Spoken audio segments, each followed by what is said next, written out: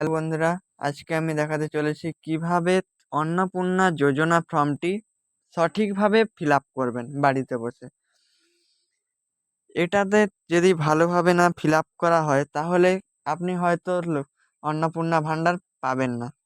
তাই চলুন পুরো সঠিকভাবে স্টেপ বাই স্টেপ দেখে নেওয়া যাক। প্রথমে আছে পারিবারিক পরিচয়। এখানে কোনো কিছু লেখার দরকার নেই। তারপরে এখানে লেখা আছে পরিবারের প্রধানের নাম। যিনি পরিবারের প্রধান তার পুরো নাম এখানে লিখে দিতে হবে।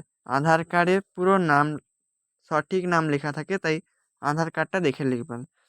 তারপরে আছে জন্ম তারিখ, দিন মাস বছর পরপর লিখতে হবে। এটাও আধার কার্ডে দেখবেন সঠিকভাবে সেখানে লেখা থাকে। তারপরে আছে পরিবারের প্রধানের লিঙ্গ, তিনি পুরুষ না মহিলা না অন্যান্য, যেটা হবেন সেটাতে ঠিক চিহ্ন দিয়ে দেবেন। তারপরে আছে পরিবারের প্রধানের আধার নাম্বার। এখানে পুরো নাম্বারটা লিখতে হবে, আধার কার্ডে যে নাম্বার লেখা থাকে সেটা লিখতে হবে। তারপরে ডিজিটাল কার্ডের, রেশন কার্ডের পারিবারিক আইডি যদি থাকে তাহলে এখানে নাম্বারটা লিখে দিতে হবে। তারপরে আছে পরিবারের সদস্য সংখ্যা। পরিবারের সদস্য মানে পরিবার মানে যে এখানে লাস্ট পেজে লেখা আছে। আমি একটু স্ক্রল করে নিচের দিকে চলে এসেছি। এই যে পরিবার বলতে এমন একদল ব্যক্তিকে বোঝায় যারা সাধারণত একসঙ্গে বসবাস করেন এবং একই রান্নাঘর থেকে খাবার গ্রহণ করেন, তাকে একটা পরিবার বলে। এবার এখানে পরিবার বলেছেন পরিবারের সদস্য সংখ্যা, তার মানে আপনার পরিবারে যদি 4 জন থাকে তাহলে 4, মানে ইংরেজিতে লিখতে হবে বা বাংলা। কিন্তু এখানে বাংলায় ফিল আপ করলে অনেক ভালো, কারণ এটা যখন কম্পিউটারে আবার ইনপুট করা হবে তখন সেখানে ইংরেজিতে করা হবে, কোনো বাংলায় করা যাবে না। তাই যদি পারেন তাহলে ইংরেজিতে পুরো ফর্মটাকে ফিল আপ করবেন। এবার সদস্য সংখ্যা তো বললাম, যদি 4 জন হয় তাহলে 4, যদি 5 জন হয় 5, 5-এর বেশি যদি হয় তাহলে এখানে জায়গা থাকবে না কোথাও লেখার। তারপরে আছে ঠিকানা। আধার কার্ডে দেখবেন পুরো সঠিকভাবে ঠিকানা লেখা থাকে, পুরো গ্রাম, পুলিশ স্টেশন সব কিছু লেখা থাকে, তাই এখানে লিখে দিতে হবে। তারপরে আছে যোগাযোগ নাম্বার। যিনি বাড়ির প্রধান তার যদি মোবাইল নাম্বার থাকে তাহলে যেটা আধার কার্ডের সাথে লিঙ্ক করা আছে, ডিবিটি লিঙ্ক, সেটাই এখানে দিতে হবে। তারপরে আছে নাম, জন্ম তারিখ, লিঙ্গ, পরিবারের প্রধানের সঙ্গে সম্পর্ক এবং আধার নম্বর, পরিবারের সকল সদস্য। এবার পরিবারের প্রধানের নাম আর দিতে হবে না, কারণ ইতিমধ্যে যে প্রথমে নামটা দেওয়া হয়ে গেছে। আমি এটা একটু পরিষ্কার করে দিচ্ছি। এখানে পুরো নাম লেখা হয়ে থাকবে পরিবারের প্রধানের নাম, তাই পরিবারের প্রধানের নাম আর লেখার দরকার নেই। তারপরে আরও যদি সদস্য সংখ্যা থাকেন, ধরুন আমার পরিবারে 4 জন আছেন, এখানে প্রধানের নামটা লিখে দিয়েছি, তাই এখানে প্রধানের নামটা আরেকবার লিখব। তারপরে সদস্য নাম্বার 1 আমার বাবার নাম, তারপরে মার নাম, এইভাবে পরপর 4 জনের নাম করব। কিন্তু এখানে 4 জন হবে না, 3 জন, কারণ প্রধানের নামটা আগে থেকেই লিখে রাখা আছে। এবার এখানে যে অন্নপূর্ণা যোজনার জন্য আবেদন করা হচ্ছে, মানে সদস্য নাম্বার 1, 2, 3, 4, যিনি এই অন্নপূর্ণা যোজনার ফর্ম পাবেন, তার তিনি মানে কে পাবেন সেটাতে এখানে ঠিক চিহ্ন দিতে হবে।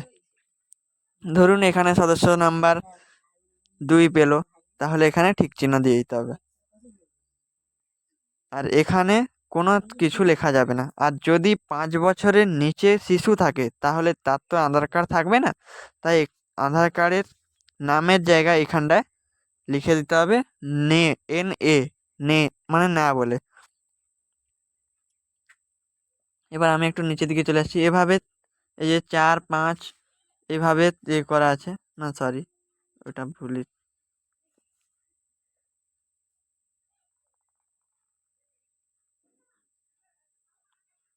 এই যে এখানে। এরপরে 5 জন অবধি করা আছে, এটা পুরো করে নেবেন। এটা তো আর বলতে হবে না, বলে দিলাম।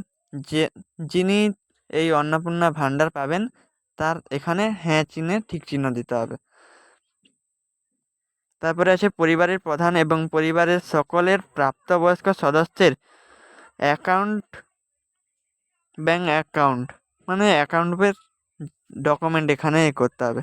এবার যিনি প্রধান আছেন তার অ্যাকাউন্ট, ব্যাঙ্ক অ্যাকাউন্ট মানে ব্যাংকের নাম, অ্যাকাউন্ট নাম্বার, আইএফএসসি কোড।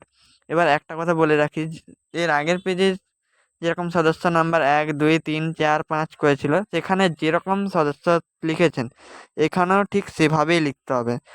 কারণ এখানে যদি একটু ভুল করেন, মানে ধরুন সেখানে 1-এর জায়গায় এখানে 2-এর, এখানে 1-এর সদস্য নাম্বার এখানে 2-এর দিয়ে দিলেন, তখন যারা এটা ইনপুট করবে কম্পিউটারে তখন ভুল হতে পারে। সেই জন্য বলছি, যেখানে সদস্য নাম্বার 1-এ যার নাম থাকবে এখানেও তার নামেই থাকা দরকার। এখানে কিছু লেখার দরকার নেই, এখানে শুধু যেটা বলছি সেটাই শুধু লিখবেন, না হলে আর বাদবাকি কিছু লেখার দরকার নেই।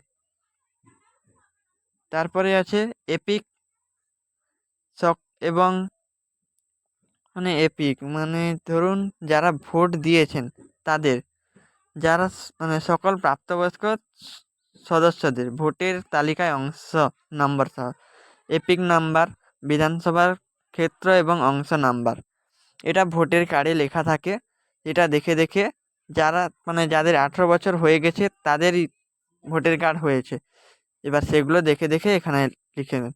বারবার বলছি, এ সাইডে কোনো কিছু লিখবেন না। তারপরে আছে বিভাগ, অসংরক্ষিত, অসংরক্ষিত, আর্থিকভাবে দুর্বল শ্রেণী, তহসিলি জাতি, তপসিলি উপজাতি।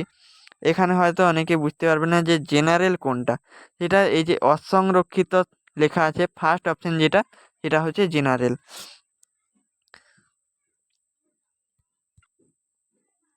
এইভাবে যে যার নিজের কাস্ট সিলেক্ট মানে ঠিক চিহ্ন দিয়ে দেবেন।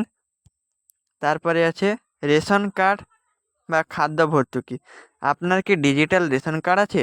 অনেকের দেখবেন হয় সাদা কার্ড বা নীল রঙের একটা ছোট্ট কার্ড আছে রেশন কার্ড, যদি থাকে তাহলে হ্যাঁ, আর যদি না থাকে তাহলে না। তারপরে আছে যদি হ্যাঁ হয় তবে কার্ডের ধরন উল্লেখ করুন। আপনি এবার কার্ডে দেখবেন নাম্বার, যেখানে রেশন কার্ডের যে নাম্বার লেখা থাকে তার আগে 2-3টে সংখ্যা বা 4টে সংখ্যা লেখা থাকে, এই যেরকম AAY, SPHH, PHH এইভাবে লেখা থাকে। এবার যেটা আপনার আগে লেখা আছে সেটাতে আপনি ঠিক চিহ্ন দেবেন। ধরুন আমার লেখা আছে AAY, আমি সেটাতে সিলেক্ট করলাম। এবার পরিবারটি রেশন দোকান থেকে মাসিক রেশন তুলছে কিনা, আপনি যদি পরিবারের মানে প্রত্যেক মাসে যদি রেশন তুলে থাকেন তাহলে ইয়েস দিবেন, মানে হ্যাঁ, আর যদি না তুলেন তাহলে না। তারপরে আছে সম্পদ, বাড়ির ধরন, আপনার বাড়িতে 3টি বা তার বেশি পাকা ঘর আছে কিনা, মানে ধরুন 3 তলা বা 4 তলা এরকম নয়, ধরুন আপনাদের বাড়িতে বা 4 তলা রুম এরকম মানে বোঝাতে চেয়েছে।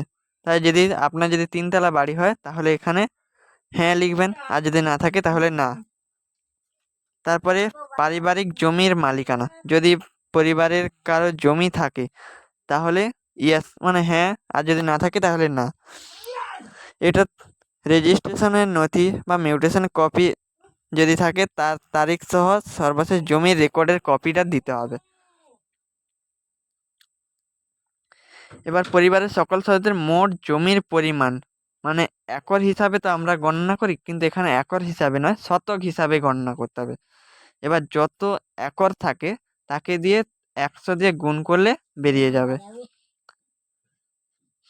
তারপরে এখানে যানবাহন, আপনি বা পরিবারের কোনো সদস্য কি অবাণিজ্যিক মোটর চালিত 4 চাকার গাড়ি রয়েছে, মানে ধরুন 4 চাকা বলেছেন, এখানে 2 চাকা মানে মোটর সাইকেল বলেনি, মানে বাইক টাইকের কথা বলা হয়নি, এখানে 4 চাকার গাড়ির কথা বলা হয়েছে। যদি থাকে তাহলে ইয়েস, আর যদি না থাকে তাহলে না। যদি হ্যাঁ হয় তবে গাড়ির সংখ্যা উল্লেখ করতে হবে, মানে গাড়ির নাম্বারটা আর রেজিস্ট্রেশন নাম্বার। এবার গাড়িটা কেমন প্রকৃতির হয়, গাড়ি বা জিপ বা ট্রাক্টর, সেটা মানে মডেলটা কি সেটা এখানে লিখে দিতে হবে।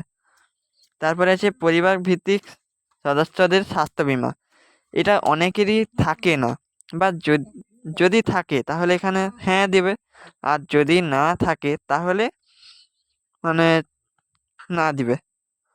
এবার যদি থাকে তাহলে অনেক কিছু এখানে এবার প্রথমে যে বাড়ির প্রধান, সেখানে যে বলেছিলাম আগে, এবার এখানে প্রধান মানে প্রথম আমি সেখানে প্রধানের নাম লিখেছি, এবার এখানে প্রধান। এবার যদি স্বাস্থ্য বীমা থাকে তাহলে সরকারি না বেসরকারি সেটা সিলেক্ট মানে ঠিক ধরুন আমার বেসরকারি আছে, এবার বিমার অঙ্ক কত সেটা আমি এখানে লিখবো। তারপরে প্রিমিয়ামের বিবরণ মানে কত তারিখ বা কত কি বিবরণ লেখা থাকে কার্ডে, সেটা এখানে লিখে দেবো। এইভাবে যদি সদস্যদের, আপনার বাড়ির যতজন সদস্য আছে তাদের যদি প্রত্যেকেরই থাকে তাহলে এখানে লিখে দিতে হবে। এধারে কিছু টাচ করবেন না, এখানে কিছু লেখার দরকার নেই, বারবার বলছি, এটা মন দিয়ে একটু রাখবেন। তারপরে আছে আয় বা পেশা। কোনো ব্যক্তি কি আয়কর বা পেশাগত কর প্রদান করেন? এটা ধরুন অনেকেরই এটা দেন না, তাহলে এখানে না করে দেবেন, আর যারা দেন তারা এখানে হ্যাঁ করে দেবেন। পরিবারের সদস্যদের প্যান কার্ড আছে? যদি থাকে, প্যান কার্ড যদি থাকে তাহলে প্যান কার্ডের মানে এখানে হ্যাঁ করবেন। যদি হ্যাঁ হয় তাহলে নাম এবং প্যান নম্বর উল্লেখ করবেন, আর যদি না হয় তাহলে দেওয়ার দরকার নেই, নাই ঠিক চিহ্ন দেবেন। এবার যদি থাকে তাহলে যে সদস্য থাকবে তার নাম এবং প্যান নাম্বার দিতে হবে। তারপরে আছে কর্মসংস্থানের ধরন। পরিবারের প্রধান কি কাজ করেন? সরকারি ক্ষেত্রে কি বেসরকারি কোনো কাজ, কি সংগঠিত ক্ষেত্রে মানে ধরুন ব্যবসায়ী বা মালিক, বা আংশিক সময়ে কর্মরত মানে পার্ট টাইম কাজ। তারপরে ধরুন অসংগঠিত ক্ষেত্রে স্বনির্ভর, কারিগরি কারিগর, শিল্পী, কৃষক, এরকম আরও আছে পরিযায়ী, বেকার, আরও অন্যান্য। এবার ধরুন যারা চাষবাস করেন তারা এই যে কৃষক, এটাতে এখানে কোনো কিছু লেখার দরকার নেই, বারবার বলছি একটা কথা মনে রাখবেন, এই ধারে কিছু লিখবেন না। এইভাবে যারা যারা সদস্যদের পুরো লিখে দেবেন মানে ঠিক চিহ্ন দিয়েবেন তারা কি কাজ করেন। এইভাবে পরপর এগুলো কমপ্লিট করে নিতে হবে। তারপরে পরিবারের শিক্ষিত প্রাপ্তবয়স্ক সদস্যদের সংখ্যা এবং পরিবারের অশিক্ষিত প্রাপ্তবয়স্কদের সদস্য সংখ্যা। শিক্ষিত কতজন আছে সেটা লিখতে হবে এবং অশিক্ষিত কতজন আছে সেটা লিখতে হবে। প্রাপ্তবয়স্ক মানে যাদের বয়স 18-র উপরে আছে।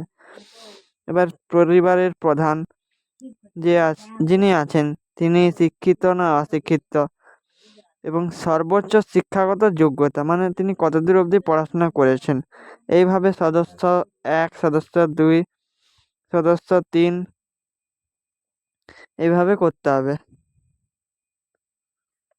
তবে এগুলো তো করতে হবে। তারপরে কোনো সদস্য কি কোনো সাংবিধানিক পদ, মন্ত্রী, সাংসদ, বিধায়ক, পৌর স্থানীয় সংস্থা এবং পঞ্চায়েত সংস্থার প্রাক্তন বর্তমান ধারক?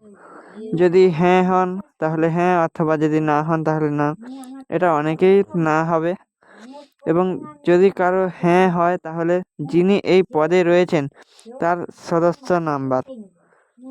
এবং কোনো সদস্য কি সরকারি পেনশনভোগী মানে কেউ যিনি যে সদস্যরা আছেন তারা কি কেউ সরকারি চাকরি থেকে অবসর নিয়েছেন, তারা মানে একটা পেনশন পান, যদি এরকম থাকেন তাহলে হ্যাঁ হবে, আর যদি না থাকে তাহলে না হবে। যদি হ্যাঁ হয় তাহলে তার সদস্য নাম্বার। এবং কোনো ব্যক্তি কি জিএসটির অধীনে নিবন্ধিত আছেন মানে যারা ব্যবসায়ী তাদের কথা এখানে বলা হয়েছে। যদি জিএসটির অধীনে নিবন্ধিত থাকেন তাহলে ইয়েস, আর যদি না থাকেন তাহলে না। তারপর পরিবারের মোট বার্ষিক আয় কত, এটা অঞ্চল অফিস থেকে ইনকাম সার্টিফিকেট নিয়ে সেখানে লেখা থাকবে বার্ষিক কত টাকা ইনকাম হয়, সেটা এখানে লিখে দিতে হবে সংখ্যায়। তারপরে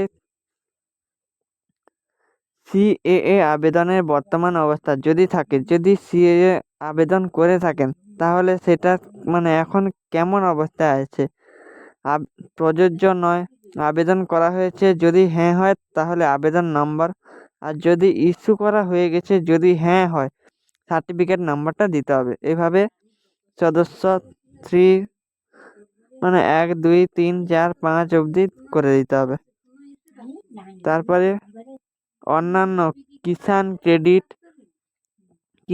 ক্রেডিট কার্ড, তারপরে আরডি এআরডি, শিল্পী ক্রেডিট কার্ড, মৎস্যজীবী ক্রেডিট কার্ড, শিক্ষার্থী ক্রেডিট কার্ড ইত্যাদি যদি থাকে তাহলে কার মানে যার থাকবে তার নাম, নম্বর, আইডি নম্বর এবং যে তারিখে ইস্যু করা হয়েছে সেই তারিখের নম্বর, সেই তারিখটা দিতে হবে, নম্বর নয় সরি তারিখটা দিতে হবে। এইভাবে পুরো কমপ্লিট করে দিলেন। তারপরে যদি এসআইআর 2026-এর নাম বাদ পড়ে থাকে তবে মামলাটি ট্রাইব্যুনালে বিচারাধীন কিনা, যদি হয় তাহলে প্রযোজ্য নয় কি না কি হ্যাঁ, যদি হ্যাঁ হয় তবে মামলার বিবরণ, যদি কারো এসআইআর এর নাম বাদ গেছে তাহলে তার মানে একটি মামলার করতে হয়েছে, এবার সেই মামলার বিবরণটা দিতে হবে যদি বাদ গেছে, আর যদি যায়নি তাহলে প্রযোজ্য নয়।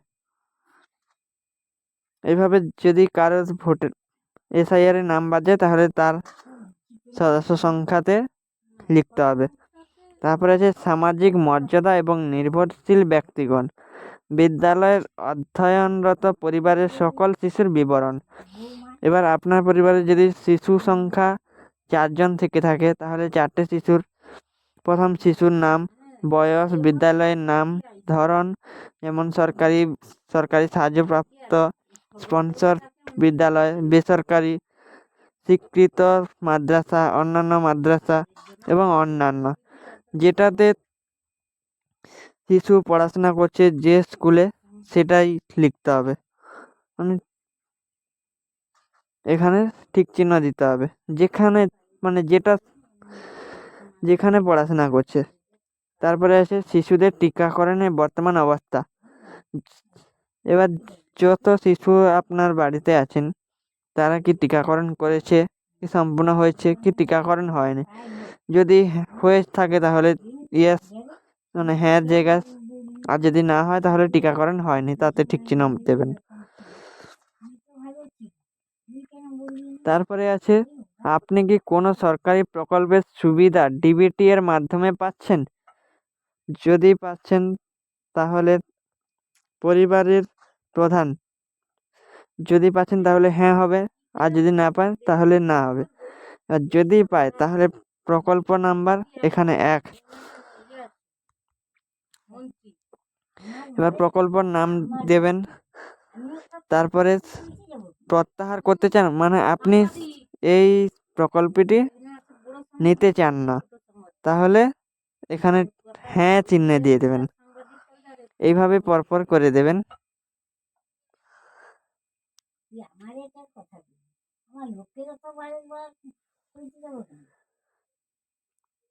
তারপরে লাস্ট বাদ দেওয়া হলে কারণ, এটা যখন জমা দেবেন তখন এখানে যে অফিসার এটা নেবেন তিনি এখানে সই করবেন।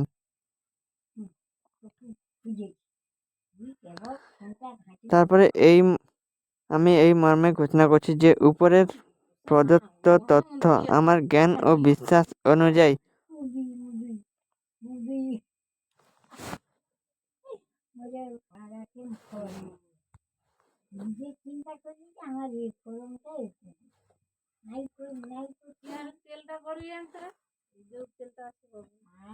এবার আপনি যদি এখানে সম্মত হন তাহলে সম্মততে ঠিক চিহ্ন দেবেন এবং এখানে নিজের স্বাক্ষর দেবেন, আর এখানে কোনো কিছু করার দরকার নেই। এই যে এন্ড ফ্রম এতটা অবধি।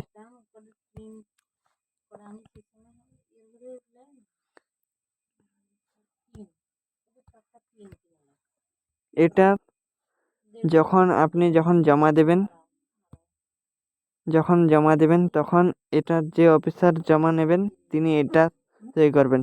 যদি আপনি কোনো ডকুমেন্ট যদি ভুল দিয়ে থাকেন তাহলে এখানে লিখে দেবেন যে আপনার কি ডকুমেন্ট ভুল আছে এবং আপনি এটা পাবেন না, এটা তিনি লিখে দেবেন এখানে। ভিডিওটা এই পর্যন্ত, যদি ভালো লাগে থাকে তাহলে শেয়ার করবেন এবং